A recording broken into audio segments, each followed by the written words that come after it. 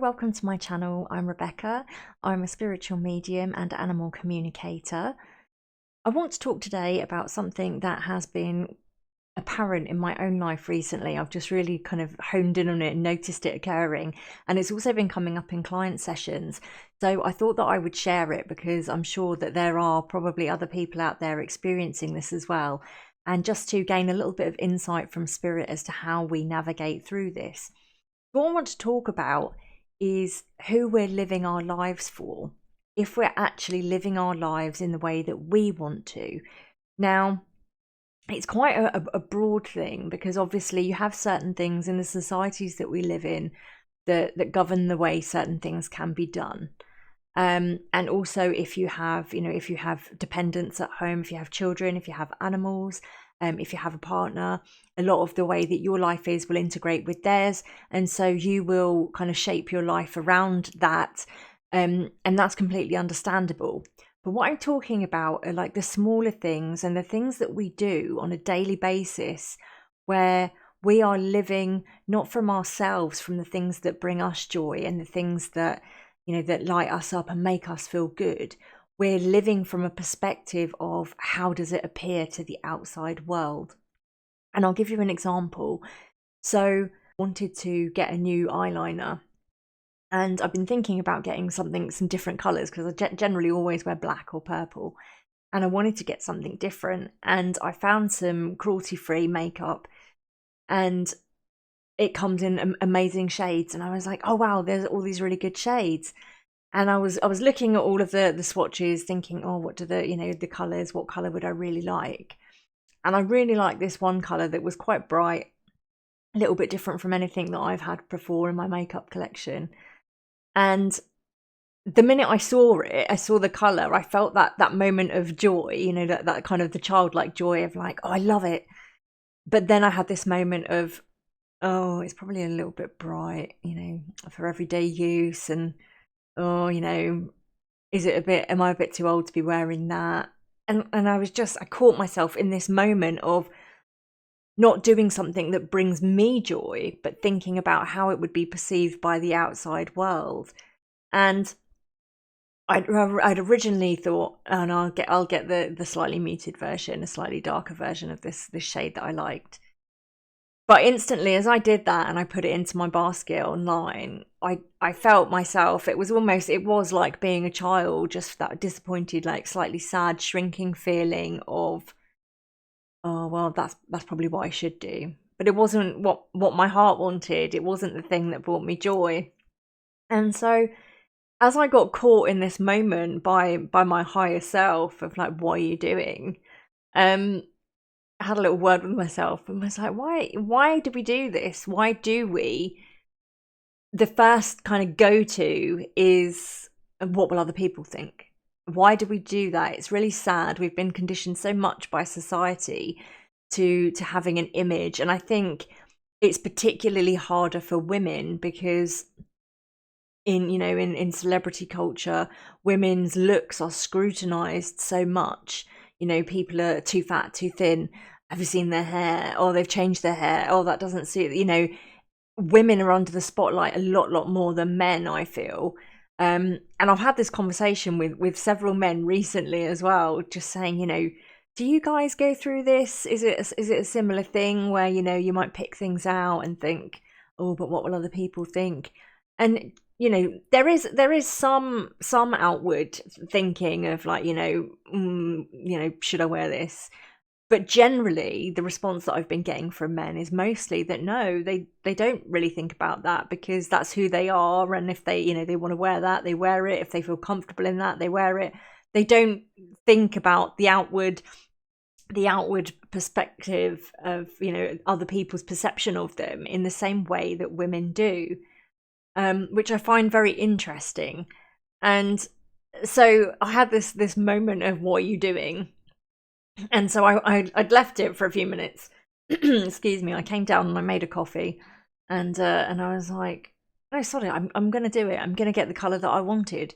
And the minute that I swapped them out in the basket and I put the colour in that I originally wanted, I felt that joy again of like, yes, that's me. That's what I wanted. It made me happy. And just had this moment of feeling quite sad. Like, why do we do this? Why are we we're living for approval, basically? And I know that there's, from a psychological point of view, there is, there's a whole thing of belonging. We want to belong. And also, like being a part of the herd, there's safety in numbers. And you can notice it a lot, actually, when you look at any area of life, particularly, with political views or with things that are going on in the media. And you'll often find that people will gravitate towards something. It's not their own opinion, it's the opinion that seems to be most popular. And while they may believe it is their opinion at the time, if you question them on it, they will quite often just regurgitate the things that have been put in the media. They don't actually have the deeper substance of, well, I believe this because, and I feel this because, or to liken it to their own experiences. It's that herd mentality of, it's safer in numbers. So if I go along with the majority, I'm shrinking down. I'm not so obvious. I'm not being seen, which is very sad, because we all deserve to be seen. And, part of the amazing thing about all of us is that we are so unique. And, we come here with so many different wonderful qualities and abilities that, it's such a shame that we've been conditioned to kind of make ourselves smaller, to shrink down, to fit in. And it's something that I've done a lot. I was very shy as a child, and I've always done that. And it's only since I've been on my own spiritual path that I'm more aware of the moments when that creeps in and I do it. It's a little bit like, like with my work as a medium and an animal communicator, I found myself in situations where I wouldn't say. People would be like, oh, what do you do? And I'd feel a bit silly saying, I can talk to animals, or, I help people with their spiritual development, and I connect them to their loved ones who are crossed over. I help people to talk to their animals in real time upon the earth. Because I had that feeling of knowing what a lot of people, the eye roll and that's ridiculous. And it's only as I move through my journey, and I also come across more people who are embracing that and they're not shrinking down anymore, that helps me as well to be able to be like, no, this is what I do. I'm a medium. I'm an animal communicator. And this is, this is my soul calling. This is what I was put here to do. And I just think it's sad that we've almost been made, we're living our lives. It's like not a fake version of our lives, but we're living our lives through a lens of what we want people to see. And it's the same. A prime example is social media. You only get to see the good bits. You see the good bits. It's like me sitting here talking to you now. When I got up at 5 o'clock this morning to take my dog out for a walk, I had a banging headache, and I was just thinking, oh gosh, I hope this headache's going to go. Went for a lovely walk, spent time in nature, really enjoyed it. I've come back, I feel really refreshed. But you didn't see that part of me feeling that way this morning, and the struggle to get out of bed so early. And we're only seeing snapshots of people's lives. And I think as well, when you're going through a difficult time in your own life, it's very easy to see things on social media and to believe that everyone else is living their best life, having a great time, and you're the only one struggling, when that's actually not the reality. Everybody is struggling. Everybody is trying to do their best. And, that's why it's really important as well to find those moments that do bring you joy, and to live for you, not to be living for the perception of the outside world. And I appreciate, like I said earlier, if you have dependents, you have animals, you have children, partners that you're living with, taking care of, there's some compromise, and there is there's a blending of the things that you do together. but you can still make those moments, you know, be it putting on your favorite outfit. It's really bright and loud. And I often wear really bright colors because they cheer me up, especially in the wintertime when we have like lots of rain and they're like really dull, dark days. I'll wear bright colors because it cheers me up and it puts me into that mindset of being happy and uplifted. So do it if you know, those little things that you can do, as long as you're not harming anybody else. You know, do the things that light you up and make you happy. And like I said, like about with the eyeliner, it's such a tiny thing. It's so insignificant, but actually I healed a little bit of myself today. That's your inner child, that sadness of like, no, we're not going to do that because that's silly. That shrinking feeling you feel is that the inner child within you, and the joy that's wanting to burst out, and you know, the creative, explorative side of you is shrinking down in order to fit in. But in order to fit in, you're also making yourself invisible, which is really sad, and you shouldn't have to do that. The second example I'll give you is a client session that I had. They were really struggling, thinking about a potential move, and it had taken them a long time to find a place that they really loved living in, and they'd finally found that. They really loved where they were living. It brought them joy and happiness, and you know, they said that they could actually be themselves. They were living the life that was bringing them joy, and it was very evident when they spoke about it. They were lit up while they spoke about it, so you could tell that that was definitely the place that they belonged at this time. But the other side of that was they had family members who were aging, and they were thinking that they were feeling torn, that they might have to go back home to assist them, giving up their own happiness in order to provide happiness somewhere else. And that's a really difficult thing. And I think, you know, even from an outside perspective, you can see that that's a difficult situation. You can put yourself in someone else's shoes and think, you know, that would be really hard. What do you do?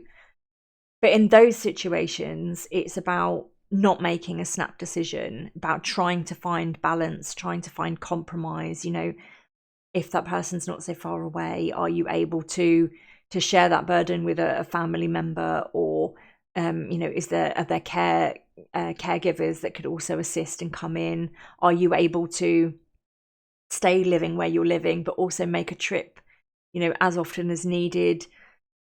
There's a whole host of things, but the main point of that is not to make a snap decision. Don't instantly feel guilt, but we have to remember as well that we're all here to live our own life and to experience things. And you know, with aging family members, I have aging family members myself, with different health conditions who are struggling. We have to remember as well that they are coming towards the end period of their life. They have had their experiences. They have lived a life. They have, you know, especially if it's aging parents, they brought you into the world because they wanted you to have life. Remember that they wanted you to have a life, to grow up and to do things and enjoy things. And it can be very hard when you have that emotional struggle of, you know, wanting to show love and to care, but also not doing so at the expense of your own life and your own happiness, because we are all here to experience life and to live it. And so I just think that, you know, we're being called to be more mindful of how we're living our lives, but also who we're living our lives for. It's very important that we are present in our own lives. That's the kind of the main message that I was getting as I was navigating this and then thinking about my client session. And Spirit was saying, you know, actually live your life. Feel yourself in your life. It's very easy to you know, to be putting these snapshots, like I said, on social media, and we're portraying parts of our lives to others. But in doing that, don't forget to live your life. You know, this day and age, we're very, very technologically focused. And I feel very blessed that I grew up when we didn't have social media, we didn't have mobile phones. I still remember those times and the freedom that it gave me. Whereas younger people today, they were born into this technological age. They've never known any different. You know, life is all online. Everyone knows everything about you. Everyone sees what you're doing all of the time. Everything's being recorded. But in doing that, in living behind the screen, and I notice it, especially when I'm out in nature, I love taking photos. But I'll have those moments where I'm like, just put the phone down. Instead of looking through the lens, actually look, actually absorb it all, take it all in. You know, we don't need to document everything. We don't need to keep everything. Sometimes we can just be in the moment and we can be living it and enjoying it. And that's just so important. Like, the spirit is just saying, be present at all times. Notice where your energy is going. Notice what you are focusing on. And also to remember, and this is something that I struggled with for a long time, especially in my early teenage years, other people generally aren't really noticing you. They might notice you every now and again, but not everyone is looking at you all of the time and thinking, look at their hair, look at their clothes, listen to the way they speak. They're so involved in their own thinking about how other people are perceiving them and thinking about, you know, what they're going to be doing, and bogged down with the things in everyday life that we all deal with. They're really not that into you. And that's a hard thing to remember, but it's an important one, I think, to realize that, you know, we're not, I think, because everything is online and everything, you know, there's so much in the media, and we've grown up with that whole celebrity culture of, you know, paparazzi getting pictures of celebs when they don't look their best. I think that does have some psychological effect on us. It's ingrained with us that if we go out and we don't look our best, we might be seen.